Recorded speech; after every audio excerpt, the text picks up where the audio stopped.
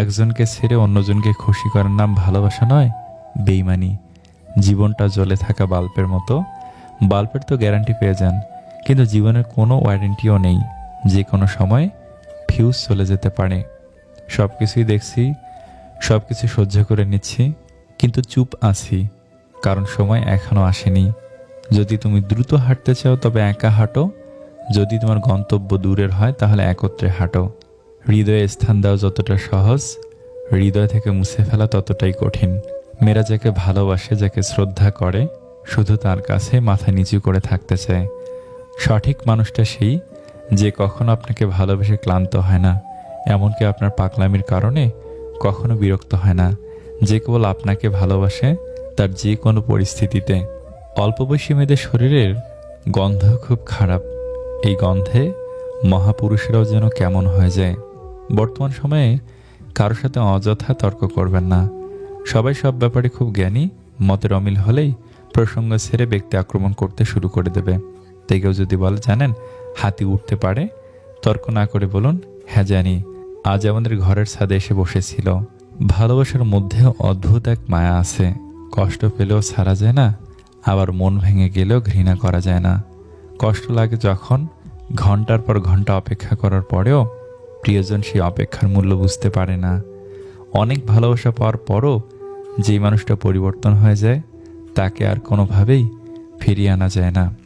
এটা ভেবো না কে কখন কেন কিভাবে কোথায় বদলে গেল, শুধু ভাবো কি দিয়ে গেল আর কি শিখিয়ে গেল। যখন ভালোবাসা থাকে তখন হয়তো যোগ্যতা থাকে না, যোগ্যতার অভাবে অনেক ভালোবাসা হারিয়ে যায়। আবার যখন যোগ্যতা হয় তখন হয়তো ভালোবাসার মতো মন থাকে না, কারণ মনটা কষ্ট পেতে পেতে একসময় নষ্ট হয়ে যায়। মানুষ দিন দিন অদ্ভুত হয়ে যাচ্ছে। যা সঙ্গে যাবে সেটাকে ছেড়ে দেয়, যা সঙ্গে যাবে না সেটাকে জুড়ে যায়। বাঙালিরা ঝগড়ার সময় নিজেকে ভুলে যায়। এজন্যই বলে, তুই জানিস আমি কে? এমন অনেক হয়েছে যে অন্যের উপকার বা ভালো ভেবে তাদের দোষটা নিজের ওপর নিয়েছি, সময় বুঝে তারাই বাস দিয়েছে। না পাওয়া পর্যন্ত মানুষ প্রচুর ভালোবেসে যায়, আর পেয়ে গেলেই মানুষ বদলে যায়। বাবা বকা দেওয়ার পর যত না কান্না পায়, তার চেয়ে বেশি কান্না পায় আদর করে রাগ ভাঙাতে আসলে। মানুষকে আমি খুব কাছ থেকে দেখেছি। বিশ্বাস করেন, মানুষ দূর থেকেই বেশি সুন্দর। মুখের ভাষা বোঝার জন্য সামান্য জ্ঞানই যথেষ্ট, তবে মনের ভাষা বোঝার জন্য অবশ্যই আরেকটা মন লাগে। মন থেকে যে জিনিসটা খুব বেশি করে চাই, সেই জিনিসটাই সবার আগে হারিয়ে যায়। এটাই বাস্তবতা। কেউ ভালো না বাসুক, কেউ আপন না হোক, অন্তত এমন একজন থাকুক যে আমার কণ্ঠস্বর শুনে বুঝতে পারবে আমি ভালো নেই।